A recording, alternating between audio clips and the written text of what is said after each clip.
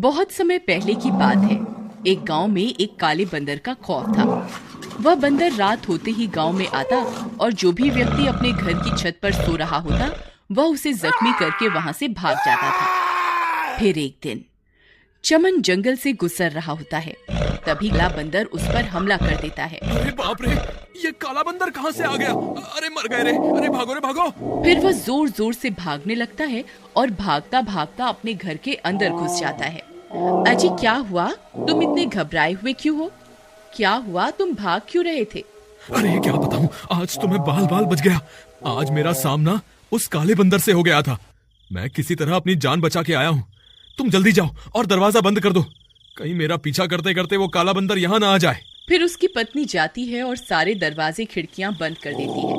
फिर वह काला बंदर चमन का पीछा करते करते गांव में पहुंच जाता है और अपने शिकार की तलाश करने लगता है। गांव वाले उसे छुप छुप कर देखते रहते हैं। अरे बिमला देखो, ये वही काला बंदर है जिसका खौफ पूरे गांव में है। अजी इसके पंजे तो देखो कितने बड़े हैं। मुझे नहीं लगता इसके हमले से कोई भी बच पाएगा। तुम जल्दी जाओ और घर के अंदर अंधेरा कर दो, कहीं इसकी नजर हम पर पड़ गई तो ये हमें जिंदा नहीं छोड़ेगा। फिर उसकी पत्नी जल्दी से जाती है और पूरे घर के सारे दीपक बुझा देती है और वह उसे छुप छुप कर देखने लगते हैं। वह काला बंदर इधर उधर अपने शिकार की तलाश करता रहता है और तलाश करते करते वह एक घर की छत पर चढ़ जाता है। वहाँ राजेश और उसकी पत्नी सो रहे होते हैं। तभी वह चिंघाड़ने लगता है। तभी राजेश की नींद खुलती है। अरे मर गए रे, ये क्या चीज है? हे भगवान हमें बचाओ। अरे भगवान जल्दी उठो, देखो तुम्हारे मायके से कोई मिलने आया है। तभी उसकी पत्नी की नींद खुलती है। वह उस काले बंदर को अपने सामने देखकर हक्की बक्की रह जाती है। अजी ये क्या चीज है? अरे मर गए रे, हे भगवान हमें बचाओ। तभी वह काला बंदर जोर जोर से चिंघाड़ने लगता है।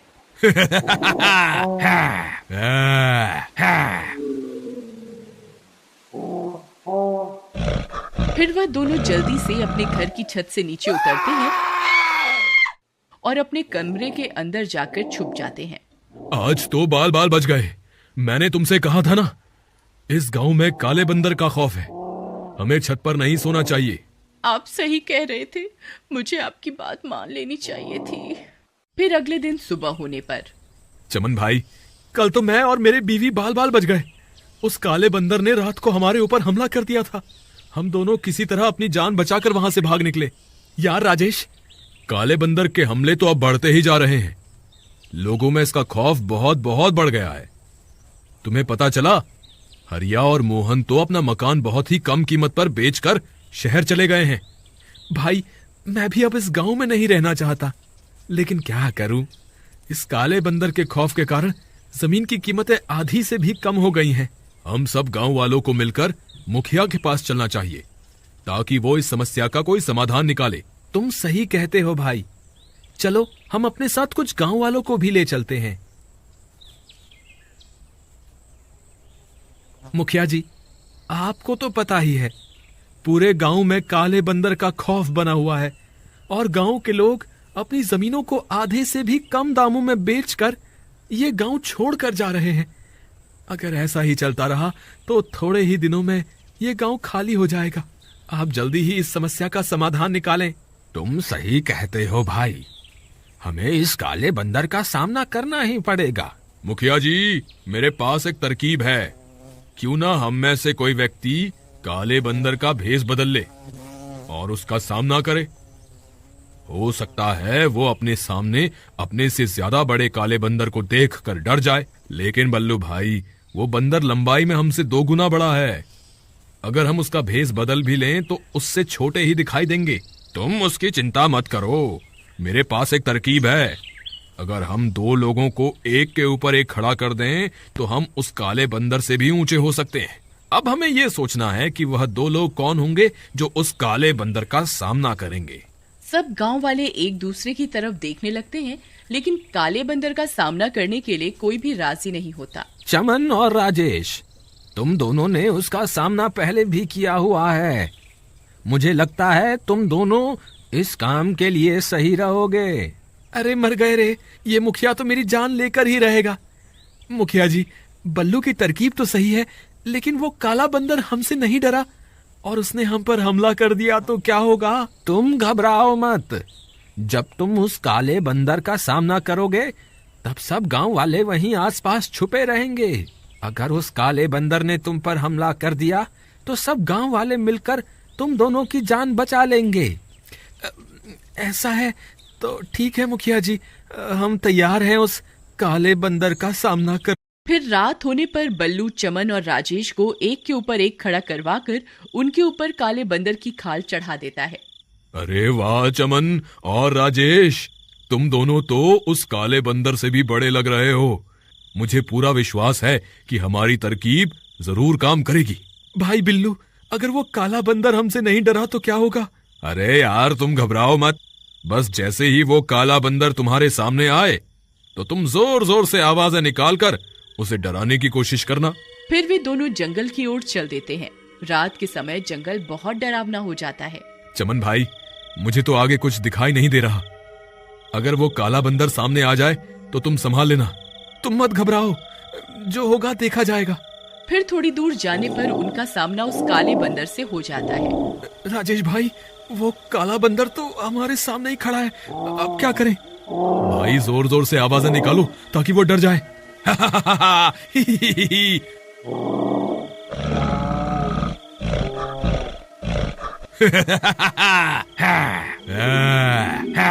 ए बंदर, मैं तुमसे भी ज्यादा ताकतवर हूँ, मैं तुझे नहीं छोड़ूंगा। अरे मर गए रे, ये काला बंदर कहाँ से आ गया? हे भगवान, मैंने तो काले बंदर का भेष पहना हुआ है, लेकिन ये तो सच में काला बंदर है। ये तो मुझे एक ही वार में मार देगा। अब मैं क्या करूं? राजेश भाई, जोर जोर से आवाजें निकालो, मुझे लगता है हमारी तरकीब काम कर रही है।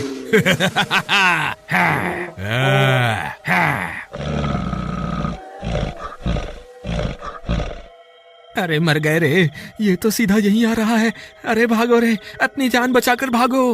अरे भागो रे, हाय आज तो मैं मरी गया। ये काले बंदर का भेष बदलना तो मुझे महंगा पड़ गया। फिर वह काला बंदर भागते भागते एक पत्थर से टकराता है और गिर जाता है। जैसे ही वह गिरता है उसका मुखौटा उसके सिर से निकलकर गिर जाता है। अरे मर गया रे, हाय रे, मर गया। तभी चमन और राजेश भी वहाँ पहुँच जाते हैं।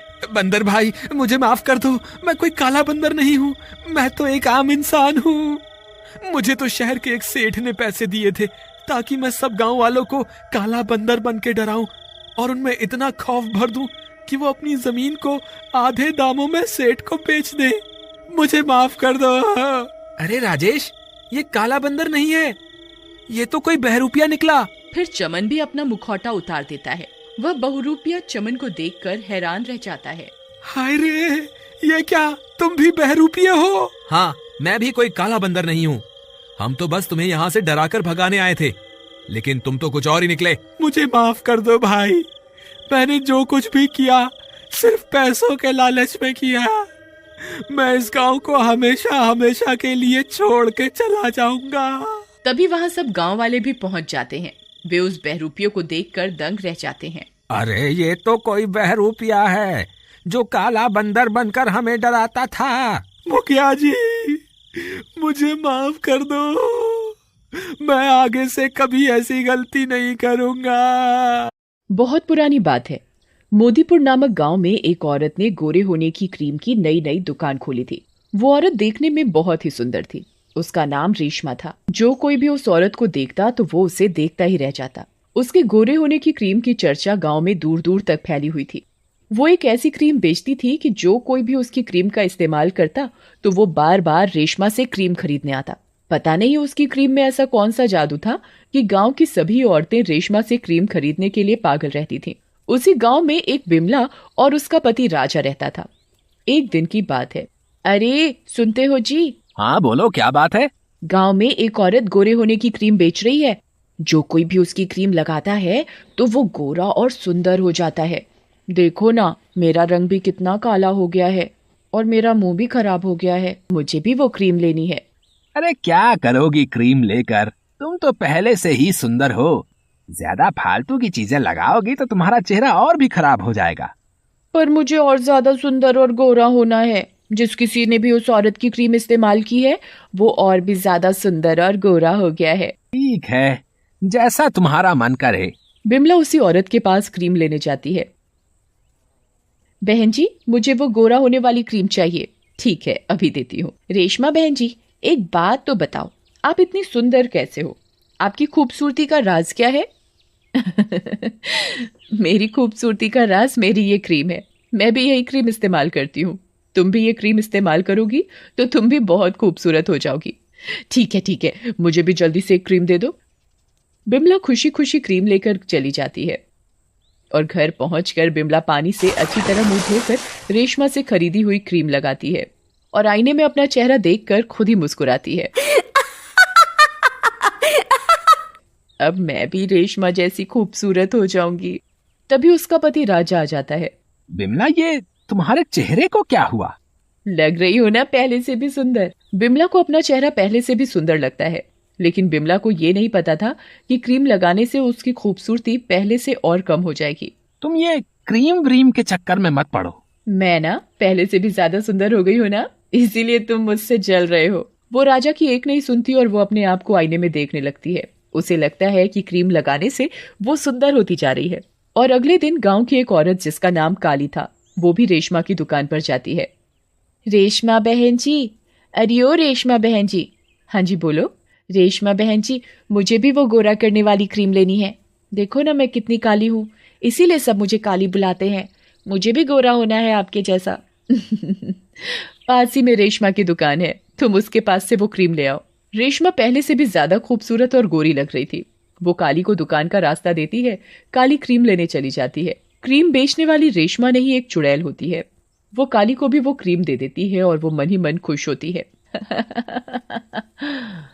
वो दिन दूर नहीं जब मैं गांव की सारी औरतों की सुंदरता चुरा लूंगी और किसी को पता भी नहीं चलेगा और मैं दुनिया की सबसे खूबसूरत औरत बन जाऊंगी। देखते ही देखते गांव की सभी औरतें कुछ दिन तो बहुत सुंदर हो जाती हैं, पर फिर अचानक बदसूरत होने लगती हैं। काली अपना मुंह धोकर क्रीम लगाती है। क्रीम लगाते ही काली और काली हो जाती है, पर उसे लगता है वो बहुत सुंदर लग रही है और वो खुशी से गुनगुनाने लगती है। अरे काली, ये तेरे मुंह को क्या हुआ है? तू तो पहले ही इतनी काली थी, अब तो और बुरी लग रही है। और वो काली का चेहरा देखकर हंसने लगता है। मैं गोरी हो गई हूँ ना, इसीलिए तुम मुझसे चिढ़ रहे हो। काली का चेहरा सही में पहले से भी ज्यादा काला हो जाता है। इस क्रीम के चक्कर में तू पागल हो गई है काली। मेरी बात मान और इसे लगाना छोड़ दे। जमलू घर के किसी काम के लिए बाहर चला जाता है। दूसरी ओर पंडिताइन भी पंडित जी से क्रीम के बारे में बात कर रही होती हैं। पंडित जी, मुझे आपसे एक बात कहनी है। गांव की औरतें क्रीम लगाकर कितनी गोरी और सुंदर होती जा रही हैं। मुझे भी गोरा और सुंदर होना है। अरे भाग्यवान, अब तुझे क्या पड़ गई बुढ़ापे में सुंदर दिखने की? तू तो आज भी 25 की लगती है। अजी छोड़ो ना, तुम भी ना मजाक करते हो। कसम से तुम्हें तो क्रीम की जरूरत ही नहीं है। देखो, तुम मुझे मत बहलाओ। मुझे क्रीम चाहिए तो चाहिए बस। अब ये पंडिताइन मानने वाली तो है नहीं। अच्छा ठीक है, तुम वो क्रीम ले आना। पंडिताइन को भी बुढ़ापे में सुंदर दिखने की क्या जरूरत पड़ गई? पंडिताइन रेशमा से क्रीम लेने पहुंच जाती है। अरे रेशमा, जरा मुझे भी तो गोरा होने की क्रीम देना। अभी देती हूँ, रेशमा मन ही मन कहती है। लगता है बुढ़ियों को भी सुंदर और जवान बनने का शौक लगा है। रेशमा पंडिताइन को क्रीम दे देती है। पंडिताइन क्रीम लेकर बड़ी खुश हो जाती है। अब तो मैं भी सुंदर बन जाऊंगी और मुझे कोई बुढ़िया भी नहीं बोलेगा। पंडिताइन जल्दी जल्दी अपने घर चली जाती है और जल्दी से अपना मुंह धोकर क्रीम लगाती है। क्रीम लगाने के बाद पंडिताइन अपना मुंह आईने में देखती है तो फूली नहीं समाती। अरे वाह, मैं तो कितनी सुंदर लग रही हूँ। दूसरी ओर जमलू कहीं जा रहा होता है तो उसे रास्ते में रेशमा की दुकान दिखाई देती है। रेशमा की दुकान पर क्रीम लेने वाली औरतों की काफी भीड़ थी। जमलू भी भीड़ देखकर रुक गया। वो रेशमा को देखता तो उसे देखता ही रह जाता है। उसे रेशमा पहले से भी ज्यादा खूबसूरत लग रही थी। वो मन ही मन सोचता है, गांव की औरतें दिन पर दिन बदसूरत होती जा रही हैं और रेशमा खूबसूरत, आखिर चक्कर क्या है? और वो अपने काम के लिए निकल जाता है। आगे चलकर जमलू को रास्ते में राजा मिलता है। और जमलू भाई कैसे हो? ठीक हूँ राजा भैया, पर पता नहीं ये तुम्हारी भाभी को क्या हो गया है। आजकल कोई क्रीम लगाने लगी है और बस सुंदर होने के चक्कर में पागल हो रही है। हाँ जमलू भाई, तुम ठीक कह रहे हो। तुम्हारी भाभी का भी यही हाल है। मैं अभी रेशमा की दुकान के सामने से आ रहा हूँ। वैसे रेशमा है बहुत सुंदर, कोई भी देखे तो देखता ही रह जाए। अच्छा, मैं उसी तरफ जा रहा हूँ, मैं भी देखूं कौन है ये रेशमा। हाँ जरूर देखना। चलो अब मैं घर चलता हूँ, रात हो गई है, तुम्हारी भाभी मेरा इंतजार कर रही होगी। जमलू अपने घर की ओर चल देता है और राजा दूसरी ओर। कुछ ही दूर चलने के बाद राजा को रेशमा की दुकान दिखती है। रेशमा के घर की खिड़की में बहुत रोशनी आ रही होती है। अरे इतनी रात में ये रेशमा अपने घर में क्या कर रही है? जरा मैं आज इस रेशमा से बात करके आऊं कि ये क्यों सारी औरतों को पागल बना रही है। राजा रेशमा के घर की खिड़की से अंदर देखने लगता है। अंदर का नजारा देखकर राजा बहुत बुरी तरह डर जाता है। वो देखता है कि रेशमा अपने रूप से चुड़ैल के रूप में बदल जाती है और एक बड़े से बर्तन में खून और मांस डालकर उसे चला रही होती है और जादू से उसकी क्रीम बना रही होती है। अब गांव की औरतों की सारी सुंदरता खत्म हो जाएगी और मैं दिन पर दिन सुंदर और जवान हो जाऊंगी। हे भगवान, ये तो चुड़ैल है। ये चुड़ैल गांव की सभी औरतों की सुंदरता चुरा रही है और खुद दिन पे दिन सुंदर होती जा रही है। राजा चुपचाप वहां से निकलकर अपने घर चला जाता है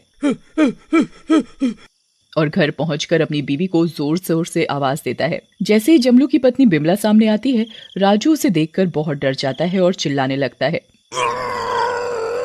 अजी पागल हो गए हो क्या? मैं क्या तुम्हें कोई चुड़ैल नजर आ रही हूँ?